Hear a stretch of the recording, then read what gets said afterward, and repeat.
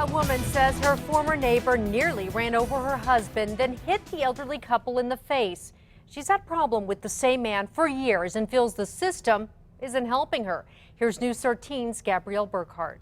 Jessica, he's been arrested again and again by Albuquerque police. Still, a neighborhood says they live on edge, worried about what this man may do next. It's starting to escalate more and more. I'm afraid of him.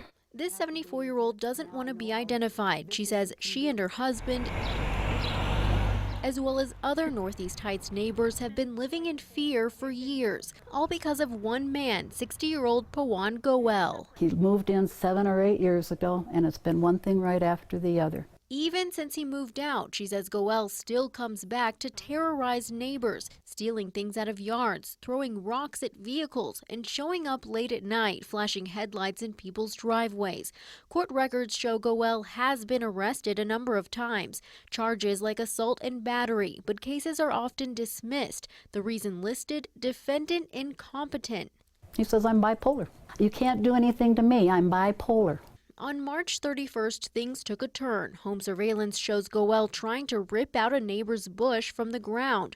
When confronted, he hops in a car. He headed toward my husband with the vehicle. Her 76-year-old husband was okay, but Goel returned. This time, neighbors say he hit the 76-year-old man across the face. I said, okay, I don't want you to hurt my husband again. He slapped me 3 times in the face. When police showed up, she says Goel threatened officers. He said, give me one of your guns and I'll kill you all. After that arrest, the woman says the district attorney's office was supposed to notify her if he'd be released, but he showed up in neighbors' driveways April 7th. I'm not getting enough information. The DA's office tells us they have no idea of Goel's whereabouts. I want to be able to enjoy the rest of my time on this earth with my husband and not be afraid of some mentally ill person changing that for me.